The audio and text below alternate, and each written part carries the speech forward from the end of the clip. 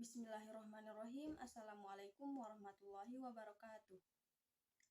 Alhamdulillahirabbil alamin. Assalatu wassalamu ala asrafil anbiya'i wal mursalin wa ala alihi wa sahbihi ajmain, amma ba'du. Pertama-tama marilah kita panjatkan puja serta puji syukur kita atas kehadirat Allah Subhanahu wa taala yang telah memberikan kita rahmat, taufik serta hidayahnya kepada kita semua.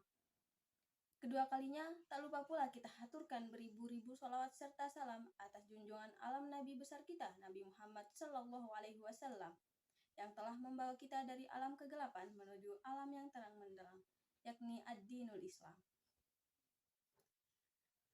Baiklah, di sini saya akan menyampaikan materi tentang syarat rukun wudhu serta yang membatalkannya, dan syarat rukun sholat serta yang membatalkannya, menurut iman 4 mazhab. Langsung saja, di sini saya akan menjelaskan tentang rukun wudhu berdasarkan 4 mazhab. Yang pertama, menurut mazhab Hanafi. Menurut Al-Hanafiyah mengatakan bahwa rukun wudhu itu hanya ada 4 sebagaimana yang disebutkan dalam nas Quran. Yang pertama, membasuh wajah, yang kedua membasuh tangan, yang ketiga mengusap kepala, dan yang keempat membasuh kaki. Selanjutnya, yang kedua menurut mazhab Maliki. Menurut Al-Malikiyah, rukun wudhu itu ada 7, yaitu yang pertama niat, kedua membasuh wajah, yang ketiga membasuh tangan, yang keempat mengusap kepala, yang kelima membasuh kaki, yang keenam mualat, dan yang ketujuh ad-dal. Selanjutnya yang ketiga menurut mazhab Syafi'i. Menurut Asy-Syafi'iyah, rukun wudhu itu ada 6, yaitu yang pertama niat, yang kedua membasuh wajah, yang ketiga membasuh tangan, yang keempat mengusap kepala, yang kelima membasuh kaki, dan yang keenam tertib. Selanjutnya yang keempat, menurut mazhab Hambali. Menurut mazhab Al-Hanabilah, rukun wudhu itu ada 7. Yang pertama niat, yang kedua membasuh wajah, yang ketiga membasuh tangan, yang keempat mengusap kepala, yang kelima membasuh kaki, yang keenam tertib, dan yang ketujuh mualat. Selanjutnya, di sini saya akan menjelaskan tentang hal-hal yang membatalkan wudhu. Yang pertama, keluarnya sesuatu lewat 2 lubang, kubul dan dubur. Di sini, menurut Al-Malikiyah, keluarnya sesuatu yang tidak lazim seperti batu, darah, atau nanah tidak membatalkan wudhu jika sesuatu tersebut terbentuk di dalam usus atau bukan karena menelan batu. Dan yang kedua, tidur yang bukan dalam posisi tamakun di atas bumi atau tidak memungkinkan keluar sesuatu dari dubur. Di sini, menurut Al-Hanabilah, tidur membatalkan wudhu secara mutlak. Sedangkan menurut Al-Malikiyah, tidur pulas dapat membatalkan wudhu, baik tamakun atau tidak. Sementara tidur ringan tidak membatalkan wudhu. Selanjutnya yang ketiga, hilangnya akal karena mabuk, tidur, atau sakit. Dan yang keempat, menyentuh kemaluan dengan telapak tangan. Tetapi di sini menurut mazhab Hanafi, menyentuh kemaluan dengan tangan tidak membatalkan wudhu. Dan yang kelima, menyentuh kulit lawan jenis yang bukan mahram. Di sini menurut Asy-Syafi'i akan membatalkan wudhu tanpa lapis selain rambut, kuku, dan gigi.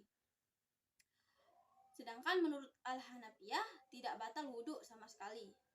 Dan sedangkan menurut Al-Malikiyah membatalkan wudhu apabila dengan lapis tipis, baik kulit, rambut, juga menyentuh amrod al-jamil, hukumnya sama.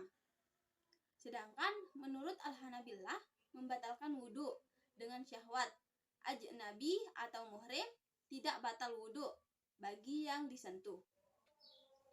Selanjutnya yang keenam, keluarnya sesuatu dari badan seperti darah, nanah, dan semacamnya akibat luka atau lainnya. Di sini mereka sepakat bahwa murtad juga menyebabkan batalnya wudhu, kecuali Al-Hanafiyah. Namun Al-Hanafiyah berpendapat ketawa dalam sholat juga menyebabkan batalnya wudhu. Sedangkan makan daging kambing atau unta menurut Al-Hanabilah termasuk yang membatalkan wudhu dan juga memandikan jenazah. Selanjutnya, ragu terhadap hadas membatalkan wudhu menurut Al-Malikiyah. Baiklah, selanjutnya saya akan membahas tentang rukun sholat menurut imam 4 mazhab. Di sini yang pertama menurut mazhab Hanafi. Menurut mazhab Hanafi, rukun sholat itu ada 6, yakni yang pertama takbiratul ihram, yang kedua berdiri, yang ketiga membaca Al-Fatihah, yang keempat ruku, sunnah membaca tasbih, yang kelima sujud, dan yang keenam tasyahud akhir. Selanjutnya, menurut mazhab Maliki.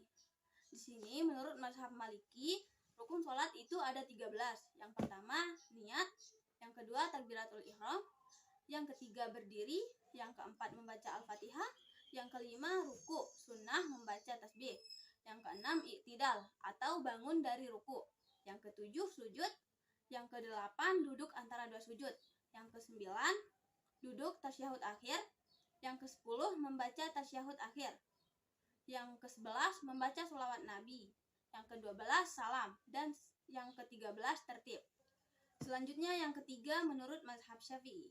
Di sini menurut mazhab Syafi'i rukun sholat itu ada 13, yakni yang pertama niat, yang kedua takbiratul ihram, yang ketiga berdiri, yang keempat membaca Al-Fatihah, yang kelima ruku, sunnah membaca tasbih, yang keenam i'tidal atau bangun dari ruku, yang ketujuh sujud, yang kedelapan duduk antara dua sujud, yang kesembilan duduk tasyahud akhir, yang ke-10 membaca tasyahud akhir, yang ke-11 membaca sholawat Nabi, yang ke-12 salam, dan yang ke-13 tertib. Selanjutnya yang ketiga menurut mazhab Hambali. Di sini menurut mazhab Hambali rukun sholat itu ada 13, yakni yang pertama takbiratul ihram, yang kedua berdiri, yang ketiga membaca Al-Fatihah, yang keempat ruku wajib membaca tasbih, yang kelima i'tidal atau bangun dari ruku, yang keenam sujud, yang ketujuh duduk antara dua sujud, yang kedelapan duduk tasyahud akhir, yang kesembilan membaca tasyahud akhir, yang ke-10 membaca sholawat Nabi, yang ke-11 salam, yang ke-12 tertib, dan yang ke-13 tumakninah. Selanjutnya di sini saya akan membahas tentang hal-hal yang membatalkan sholat.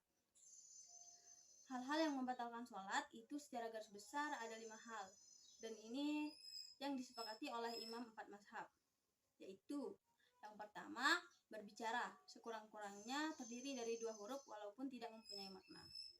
Namun imam mazhab berbeda pendapat tentang berbicara karena lupa atau tidak sengaja. Mazhab Hanafi dan Hambali tidak membedakan berbicara karena lupa atau sengaja dengan sengaja. Keduanya tetap membatalkan sholat. Sedangkan mazhab Syafi'i dan Maliki berpendapat tidak batal sholat disebabkan perkataan yang diucapkan karena lupa atau tidak sengaja kalau hanya sedikit. Demikian juga bila berdehem. Jika berdehem tanpa ada maksud, maka sholatnya batal menurut mazhab selain Maliki. Selanjutnya yang kedua, setiap perbuatan yang dapat menghilangkan bentuk sholat. Poin ini disepakati oleh seluruh mazhab. Selanjutnya yang ketiga, makan dan minum. Sepakat seluruh mazhab bahwa makan dan minum itu membatalkan sholat. Hanya saja mereka berbeda pendapat tentang kadar dari makan dan minum yang membatalkan sholat tersebut. Sedangkan menurut mazhab Hanafi, perbuatan makan atau minum baik banyak atau sedikit, sengaja atau lupa, maka membatalkan sholat walaupun hanya secuil roti dan seteguk air. Sedangkan menurut mazhab Syafi'i, setiap makanan atau minuman yang sampai ke rongga perut orang yang sholat baik banyak atau sedikit dapat membatalkan sholat jika dilakukan dengan sengaja dan ia mengetahui hukumnya. Kalau ia tidak sengaja atau tidak mengetahui hukumnya, maka jika sedikit tidak membatalkan sholat, namun jika banyak dapat membatalkan sholat. Sedangkan menurut Hambali, jika makan atau minum itu banyak, baik secara sengaja atau tidak, maka dapat membatalkan sholat.